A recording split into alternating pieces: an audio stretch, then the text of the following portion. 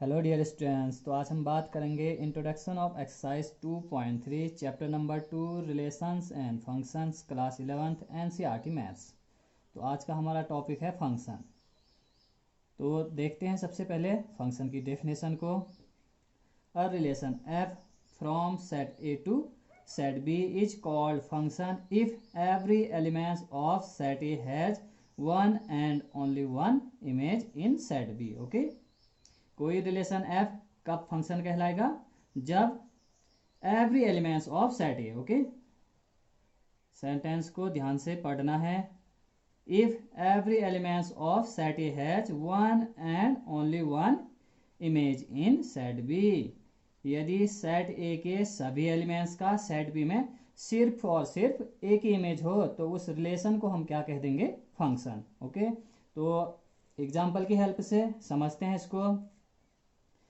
यहाँ पे दो नॉन एम्प्टी सेट्स हैं ए एंड बी। ए के एलिमेंट्स हैं 1 2 3 और बी के एलिमेंट्स हैं 4 5 6।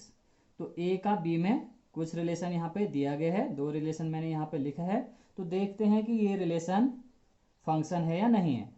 तो R1 रिलेशन इस तरह से है x, y such that y equal to x plus 3 for all x belongs to a and y belongs to b। तो सेट बिल्डर फॉर्म में दिया है और इसको हमने रोस्टर फॉर्म में भी लिखा है। ओके, तो देखने हैं कि ये वाला रिलेशन फंक्शन है या नहीं है। तो बनाते हैं एरो डायग्राम। ये है सेट ए, ये हो गया सेट बी। ए के एलिमेंट्स हैं 1 2 एंड 3 और बी के एलिमेंट्स हैं 4 5 एंड 6।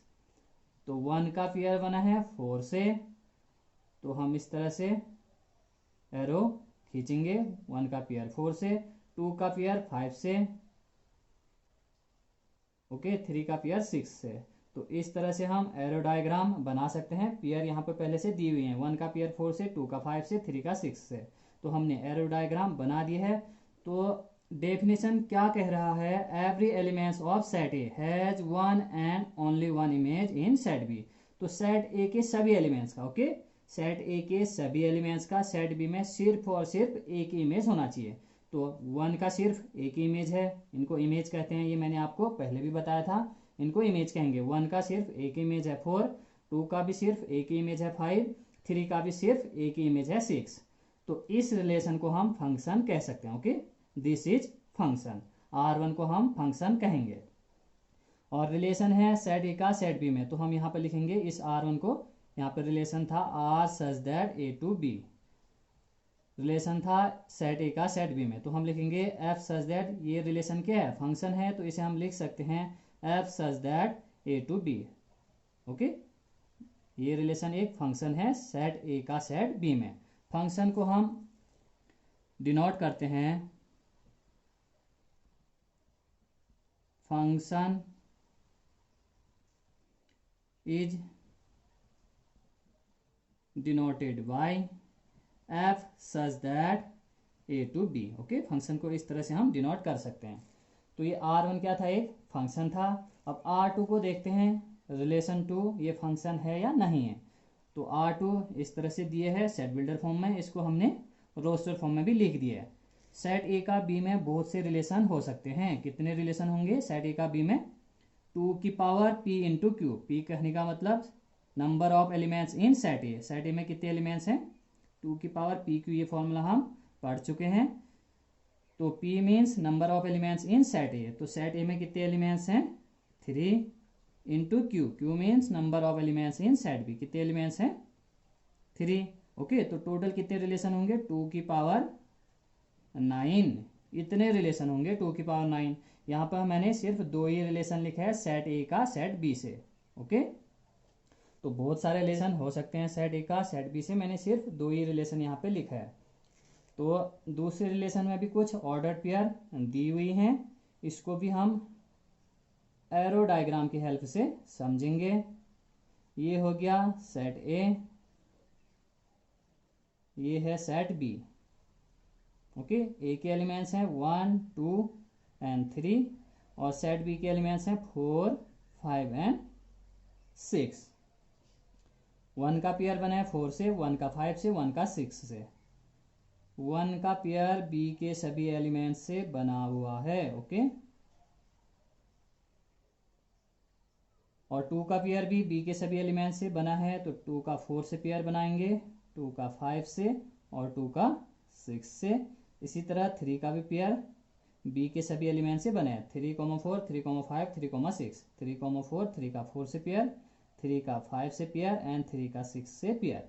बट डेफिनेशन में क्या है कि every elements of set A, every elements of set A has one and only one image in set B.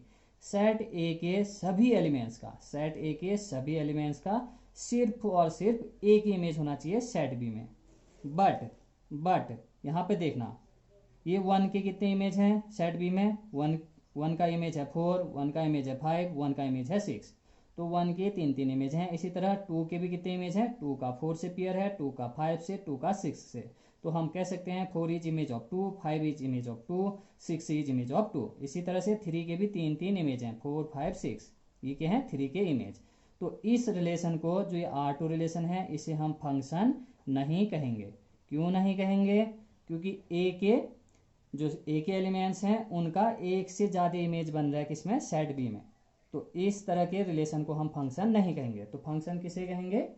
यदि सेट ए के सभी एलिमेंट्स का सेट बी में सिर्फ और सिर्फ एक ही इमेज बने, जैसे कि यहाँ पे बनना था।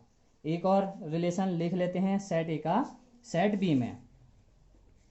R3 कोई रिलेशन हम लिख सकते हैं सेट ए का सेट बी में, ओके। तो R3 इक्वल टू मैं लिख रहा हूं x, y such that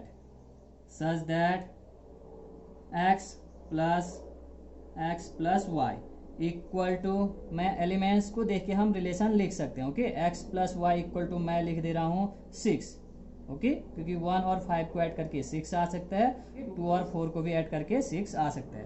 तो मैंने ए और बी के एलिमेंट्स को देख के एक यहाँ पर रिलेशन लिख दिया, x plus y equal to कितना? 6 for all x belongs to set A and y belongs to set B. Relation हम सेट को देख के लिखते हैं, इनके एलिमेंट्स को देख के। जैसे कि मैंने इन दोनों के एलिमेंट्स को देखा और मुझे यहाँ पे दिख रहा था 1 और 5 को ऐड करके 6 आ रहा है और 2 और 4 को ऐड करके 6 आ रहा है, तो मैंने लिख दिया x plus y equal to 6। Elements को देख के हम रिलेशन लिख सकते हैं। तो रोस्टर फॉर्म भी लिख लेते हैं इसका। तो 1 और 4 का पेयर नहीं बनेगा, इन दोनों को ऐड करेंगे 5 आएगा, 1 का 5 से पेयर बन सकता है, तभी तो 6 आएगा, ओके। 1, 5, अब 1 का 6 से पेयर नहीं बनेगा, ऐड करेंगे 7 आएगा, 2 का 4 से पेयर बन सकता है, ओके।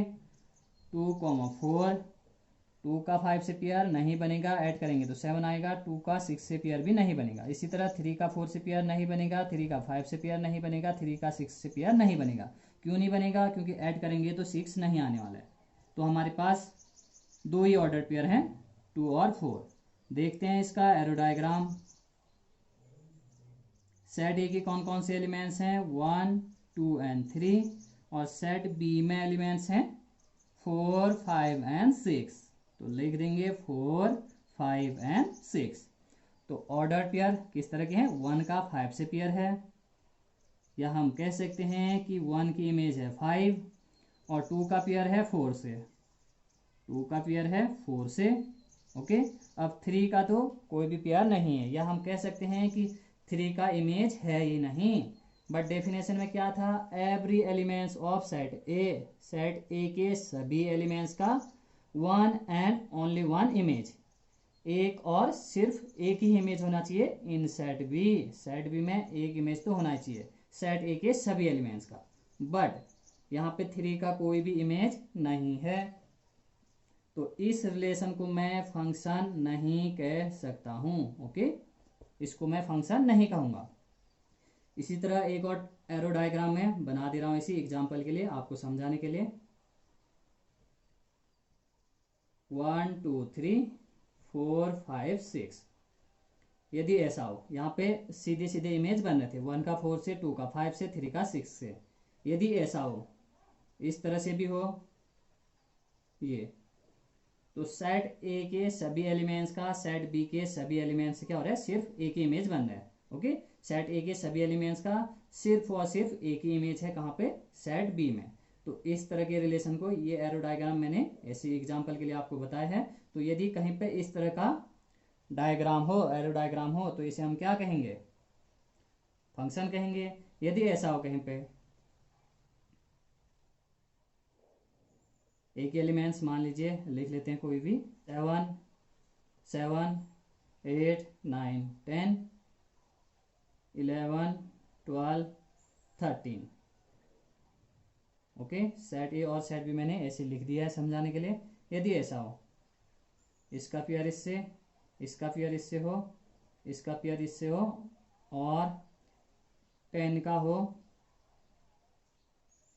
इससे, ओके, 12 से, तो देखें, ध्यान से देखें, इसे हम फंक्शन कहेंगे या नहीं कहेंगे। सेट ए के सभी एलिमेंट्स का एक ही इमेज है, 7 का एक ही इमेज है, 8 का सिर्फ एक ही इमेज है 12, 9 का भी सिर्फ एक ही इमेज है 13, और 10 का भी एक ही इमेज है 12।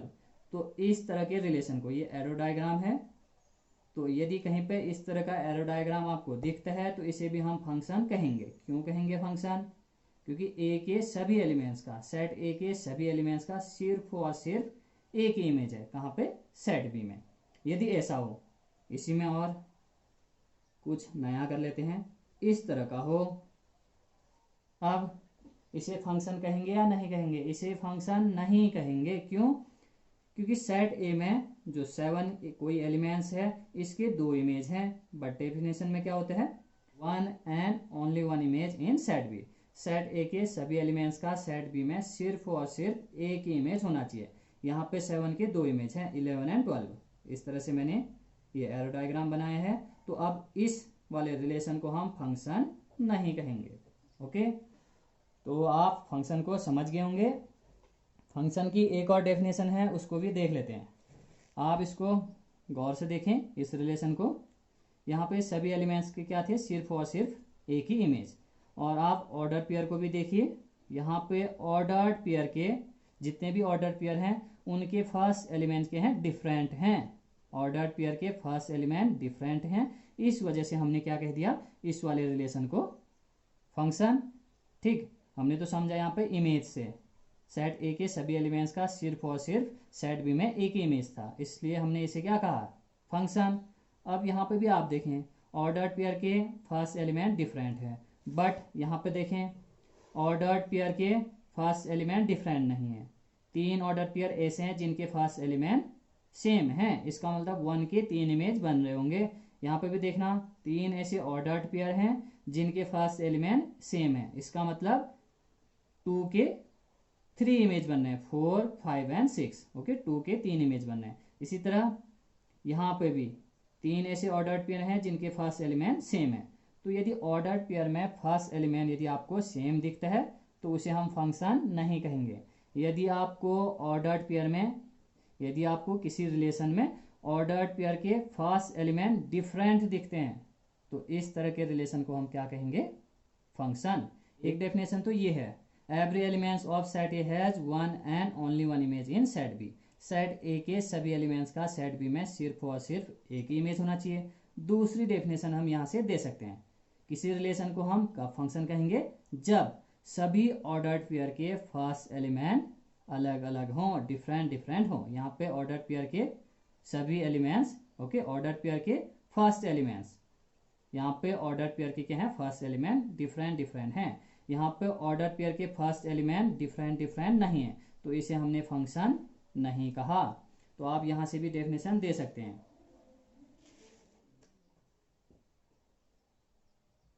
A relation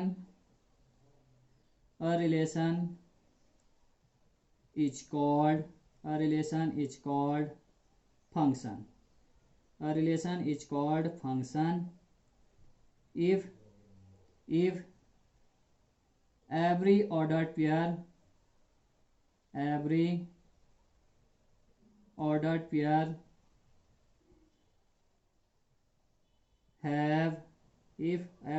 pair have different first element, okay, every ordered pair have different first element। तो किसी रिलेशन को हम फंक्शन कह सकते हैं कब? जब सभी ऑर्डर पेयर के फर्स्ट एलिमेंट क्या हो? डिफरेंट डिफरेंट हो। यहाँ पे सभी ऑर्डर पेयर के फर्स्ट एलिमेंट अलग अलग हैं। यहाँ पे 1 है, यहाँ पे 2, यहाँ पे 3। इसका मतलब 1 का एक ही इमेज है, 2 का भी एक ही इमेज है और 3 का भी एक ही इमेज है। ओके, तो हम इस तरह से डेफिनेशन लिख सकते हैं। आप यहाँ से भी समझ सकते हैं कि किस रिलेशन को फंक्शन कहेंगे। एग्जाम्पल से समझते हैं इसको भी एक बार और। मान लीजिए कोई रिलेशन है हमारे पास 1,5, 2,7, 3,8, 10,12। ऐसी मैंने एक एग्जाम्पल लिख दिया है। तो ध्यान से देखें इस डेफिनेशन को। तो डेफिनेशन क्या है? A relation is called function if every order pair have different first element. तो देखिए आप ऑर्डर पेयर को, सभी ऑर्डर पेयर में फर्स्ट एलिमेंट डिफरेंट है। यहाँ पे 1 है तो यहाँ पे 2 है, यहाँ पे 3 है तो यहाँ पे 10 है। तो इस रिलेशन को मैं फंक्शन कह सकता हूँ। This relation is a function. Okay, एक और एग्जांपल देख लेते हैं। आर 7,8, 7,9, 5,4, 3,2। मैंने कोई एक रिलेशन इस तरह से लिख दिया है आपको समझाने के लिए। अब देखें डेफिनेशन क्या है कि ऑर्डर पेयर के फर्स्ट एलिमेंट क्या होना चाहिए? डिफरेंट होना चाहिए। Every order pair have different first element. जितने भी ऑर्डर पेयर हैं उनका फर्स्ट एलिमेंट डिफरेंट होना चाहिए। ओके, तो देखें यहाँ पे दो ऑर्डर पेयर के फर्स्ट एलिमेंट सेम है। यहाँ पे भी 7 है, यहाँ पे भी 7 है। ओके, तो इस वाले रिलेशन को हम फंक्शन नहीं कहेंगे। क्यों? क्योंकि यहाँ पे ऑर्डर पेयर में, दो ऑर्डर पेयर में फर्स्ट एलिमेंट सेम दिख रहे हैं। इस डेफिनेशन के अकॉर्डिंग भी हम समझ सकते हैं। यदि हम एरो डायग्राम बनाएं तो 7 की दो इमेज बनेंगे, 7 की इमेज 8 और 7 की इमेज 9। तो यहाँ पे लिखा गया था कि 1 and only 1 image in set B. सिर्फ और सिर्फ एक ही इमेज होना चाहिए सभी एलिमेंट्स का। सेट ए के सभी एलिमेंट्स का सिर्फ और सिर्फ एक ही इमेज होना चाहिए। यदि हम इसको एरो डायग्राम में दिखाते इस रिलेशन को तो 7 की कितनी इमेज होती है? दो, एक 8 और एक 9। तो इस तरह के रिलेशन को हम फंक्शन नहीं कहेंगे। आई होप आप समझ चुके होंगे फंक्शन को। एक बार फिर से देख लेते हैं। A relation f from set A to B is called function if every elements of set A has one and only one image in set B। तो किसी रिलेशन को हम कब फंक्शन कहेंगे? जब सेट ए के सभी एलिमेंट्स का, okay, every elements of set A, set A के सभी एलिमेंट्स का सेट बी में, ओके, सेट बी में one and only one image, सिर्फ और सिर्फ एक इमेज होनी चाहिए। एग्जाम्पल से भी मैंने आपको समझाया, इसको अच्छे से नोट कर लें। अब यहाँ पर आते हैं दूसरी डेफिनेशन पे। A relation is called function if every order pair have different first element. तो जितने भी ऑर्डर पेयर होंगे, every order pair have different first element. जितने भी ऑर्डर पेयर हैं, okay, every order pair have different first elements. सभी order pair के first element क्या होने चाहिए? डिफरेंट होने चाहिए। तो यहाँ पे देखें आप, जितने ऑर्डर पेयर थे उन सभी के फर्स्ट एलिमेंट डिफरेंट डिफरेंट थे। तो इस रिलेशन को हमने फंक्शन कहा और इस वाले रिलेशन को हमने फंक्शन नहीं कहा। क्यों नहीं कहा? क्योंकि ऑर्डर पेयर के फर्स्ट एलिमेंट यहाँ पे हमें सेम दिख रहे हैं। ओके, यहाँ पे भी 7, यहाँ पे भी 7। तो इस तरह के रिलेशन को हम फंक्शन नहीं कहेंगे। अब समझते हैं मॉडुलस फंक्शन को। कुछ रियल फंक्शन है, उनमें से मॉडुलस फंक्शन भी एक फंक्शन है। तो समझते हैं मॉडुलस फंक्शन को।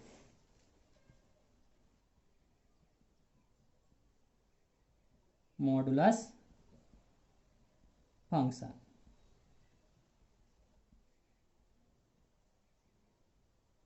तो मॉडुलस फंक्शन को डिफाइन किया जाता है F X equal to mod X से। ओके, ये मॉड लगा दिया है। तो इस तरह के फंक्शन को हम मॉडुलस फंक्शन कहते हैं। ओके, अब इस फंक्शन को हम दो पार्ट में ब्रेक करते हैं। F X equal to, okay, इस फंक्शन को मैं दो पार्ट में ब्रेक कर रहा हूँ। F X equal to X हो जाता है जब एक्स की value greater than equal to 0 हो। ओके, जब यहाँ पे एक्स की वैल्यू 0 से बिग या 0 के इक्वल हो तो यहाँ पे एक्स है, तो यहाँ पे भी एक्स ही आ जाता है। ओके, यहाँ पे क्या है? मॉड के अंदर क्या है? एक्स है। तो जब इस एक्स की वैल्यू 0 से बिग होगी या 0 के इक्वल होगी तो हम यहाँ पे एक्स ही लिखेंगे और हम लिख सकते हैं माइनस एक्स। जब एक्स की वैल्यू 0 से लेस हो तो यहाँ पे क्या आ जाता है माइनस, यहाँ पे एक्स था, यहाँ पे हमने माइनस एक्स लिख दिया। इसको समझते हैं एग्जाम्पल से।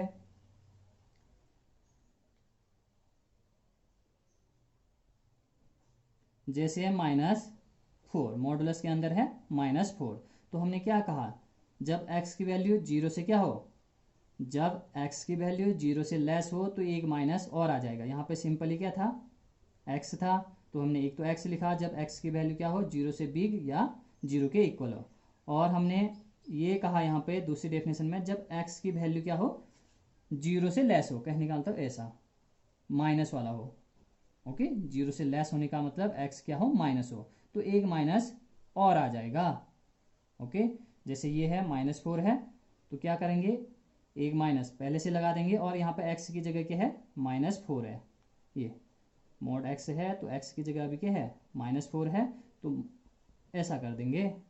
कहने का मतलब ये है कि एक माइनस एक्स्ट्रा आ जाता है जब नेगेटिव नंबर हो मॉडुलस के अंदर, तो एक माइनस और आ जाता है, ताकि ये वाला माइनस इसको प्लस कर दे। तो माइनस इंटू माइनस क्या हो जाएगा, +4। जैसे और लिखता हूँ मैं -5, तो क्या करेगा, जब x की वैल्यू 0 से लेस होता है तो माइनस, एक और माइनस आ जाता है। ठीक, बाहर पे एक और माइनस हम लगा सकते हैं। जैसे ये है,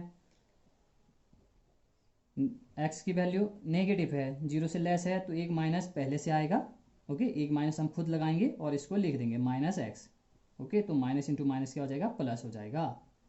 तो मॉड -x इक्वल टू क्या होता है, x। ये है -5, तो इसको हम 5 लिख देंगे, पॉजिटिव हो जाएगा। क्यों हो जाएगा, ओके, क्यों हो जाएगा, तो क्या होता है, जब x की वैल्यू 0 से लेस होती है तो एक माइनस पहले से आता है, जैसे कि यहाँ पे लिखा है। फिर यहाँ पे x की जगह हमने क्या लिखा है, -x है, तो x की जगह ये क्या है, -5, तो -5 हम यहाँ पे लिख देंगे। ओके, तो माइनस इंटू माइनस क्या होगा, प्लस। सिंपल शब्दों में हम कह सकते हैं, यदि मोड के अंदर नेगेटिव नंबर है, देखिए जैसे कि -10, तो एक माइनस और आ जाता है प्लस करने के लिए, तो -10 अपनी जगह पे है ये, और मॉड हट चुका है, और क्या है, एक माइनस, तो माइनस इंटू माइनस ये +10 हो जाएगा। यदि प्लस वाले नंबर हों, okay, x greater than equal to 0, तो x ही आएगा, मॉडुलस के अंदर जो है वही आ जाता है, जब ये x की वैल्यू क्या हो, 0 से बिग या 0 के इक्वल। जैसे कि 10 के है, 0 से बिग है, तो 10 है, ये मॉडुलस के अंदर 10 है, तो वही चीज़ आएगा, यही जो अंदर हो, अंदर 10 है तो 10 आया।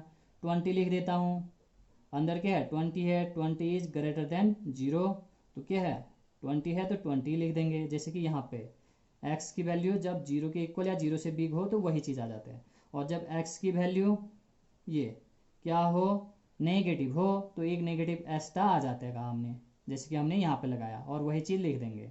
ओके, अब देखते हैं इसके ग्राफ को। ये आप समझ गए होंगे, यदि नेगेटिव नंबर होता है तो पॉजिटिव कर देते हैं। कैसे करते हैं, इस तरह से, एक माइनस एक्स्ट्रा आ जाता है, पॉजिटिव नंबर हो तो वही आता है। ओके, अब देखते हैं इसके ग्राफ को। मॉडुलस फंक्शन का ग्राफ किस तरह का होता है, आप यहाँ पे वैल्यू रखोगे, f(x) इक्वल टू है mod x। यहाँ पर आप f(x) को हम y कहते हैं। ओके, f(x) को क्या कहते हैं, हम y कह देते हैं। ठीक, y equal to mod x भी हम लिख सकते हैं, या f(x) equal to mod x भी हम लिख सकते हैं। f(x) को ही हम y कहते हैं। ओके, तो y इक्वल टू हम ऐसा भी लिख सकते हैं। अब आप यहाँ पे x की वैल्यू रखते जाइए, जैसे मैंने x इक्वल टू 1 रख दिया, तो y की कितनी वैल्यू आएगी, 1 आएगी। यहाँ पर 1 रखा तो कितना, यहाँ पर 1 रखेंगे तो 1 आंसर आएगा, तो y इक्वल टू कितना, 1। आप x की जगह x इक्वल टू 2 रखिए, तो y इक्वल टू क्या है, mod x है, x की जगह आपको 2 रखना है, तो कितना आ जाएगा, 2। ओके, तो एक पेयर बनेगा यहाँ से भी। ठीक, x और y का पेयर हम यहाँ से भी बना सकते हैं। अब इसी तरह x की वैल्यू आप 3 रखिए, तो y इक्वल टू होता है mod x, x की जगह आप 3 रखोगे तो कितना आएगा, 3। ओके, अब नेगेटिव वाले नंबर भी रख लेते हैं सभी वैल्यू के लिए, x की सभी वैल्यू के लिए ये जो फंक्शन है वो डिफाइन है। ओके, x की ऑल रियल वैल्यू के लिए आप कुछ भी रखो, आपको कुछ ना कुछ रियल वैल्यू मिलने ही वाला है। इसी वजह से हम इस फंक्शन को रियल वैल्यू फंक्शन भी कहते हैं। Okay, real valued function. अब आप x की जगह -1 रखिए, तो y इक्वल टू कितना है, mod x। ठीक, y इक्वल टू है मॉड x। तो x की जगह -1 लिखना है आपको, तो कितना आएगा 1। x की जगह आप -2 रखिए, ओके। तो y इक्वल टू क्या हो जाएगा, y इक्वल टू है मॉड x, x की जगह -2 लिखना है, तो कितना आएगा 2। तो आप देखते हैं ग्राफ को, आपने जब 1 रखा, x की जगह 1 रखा, तो y कितना आया 1।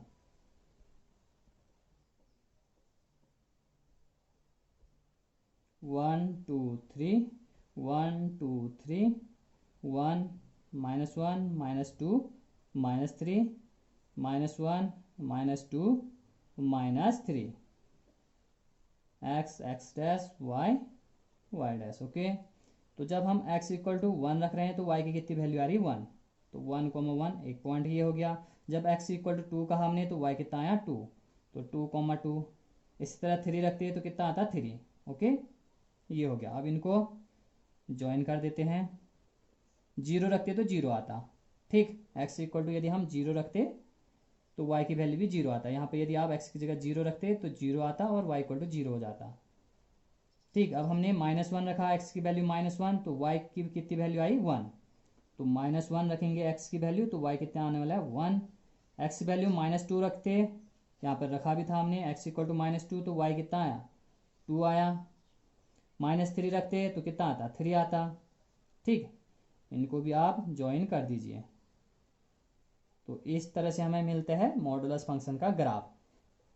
इसी तरह आप -0.5 रखते तो ये आ जाता, -1.5 रखते तो ये वाले पॉइंट भी आ जाते। आप यहाँ पे 0.5 रखते तो ये पॉइंट आता, ठीक। 1.5 रखते तो y की वैल्यू भी 1.5 ही आता। तो बहुत सारे पॉइंट, तो हमने ये बहुत सारे पॉइंट को ज्वाइन करके इस तरह से ग्राफ को फाइंड आउट किया है। तो इस तरह से हम मॉडुलस फंक्शन के ग्राफ को बना सकते हैं, ओके। अब समझते हैं डोमेन एंड रेंज को। Domain, okay. जैसे कि रिलेशन में हमने पढ़ा था domain, codomain and range, okay. यहाँ पर हम पढ़ेंगे डोमेन को। मॉडुलस फंक्शन है, इसका डोमेन क्या हो सकता है, तो डोमेन क्या बताया था मैंने, set of all possible values of X, या set of values of X, set of values of X. तो एक्स की आप यहाँ पे कौन कौन सी वैल्यूज रख सकते हो, कोई भी वैल्यू रखिए, फंक्शन डिफाइन होगा। डिफाइन होने का मतलब फंक्शन की कोई ना कोई रियल वैल्यू आएगी। आप 1 रखो, 2 रखो, -1 -2 कुछ भी रखो, फंक्शन की कुछ ना कुछ वैल्यू आएगी, या y की हमें कुछ ना कुछ वैल्यू जरूर मिलेगी, ओके। तो x की ऑल वैल्यूज के लिए फंक्शन डिफाइन है, क्योंकि फंक्शन की कोई ना कोई रियल वैल्यू आने वाली है। तो डोमेन किसे कहेंगे, set of all values of x, set of values of x, या set of all possible values of x। तो x की क्या क्या वैल्यू हो सकती हैं, all real number, okay, r लिख दिया हमने। तो सभी रियल नंबर के लिए ये वाला फंक्शन डिफाइंड है, क्योंकि x की सभी वैल्यू के लिए f(x) डिफाइंड है, या f(x) की कोई ना कोई रियल वैल्यू आने वाली है, ओके। अब बात करते हैं रेंज की। रेंज किसे कहते हैं ये भी बताया था मैंने आपको, सेट ऑफ ऑल वैल्यूज या set of values of y। y की वैल्यूज के सेट को हम क्या कह देते हैं, रेंज। तो y की क्या क्या वैल्यू आएगी, फिर कोई भी आप पॉजिटिव नंबर रखो तो वही आएगा, 1 रखोगे, 2 रखोगे, 0 रखोगे तो वही आएगा। और नेगेटिव नंबर आप कुछ भी रख दो, -1 -2 -3, तब भी क्या आएगा, पॉजिटिव ही नंबर आएगा। -100 रखोगे तो 100 आएगा। तो आप जितनी भी वैल्यू रखोगे तो क्या आएगा, पॉजिटिव। तो पॉजिटिव रियल नंबर हम कह सकते हैं, ओके। तो set of values of y, तो y की क्या वैल्यू होंगी, पॉजिटिव रियल नंबर। पॉइंट वाले भी आप रख सकते हो, 1.5 रखोगे तो 1.5 आएगा, -1.5 रखोगे तो 1.5 भी आएगा, ओके। तो क्या कहेंगे हम, पॉजिटिव रियल नंबर।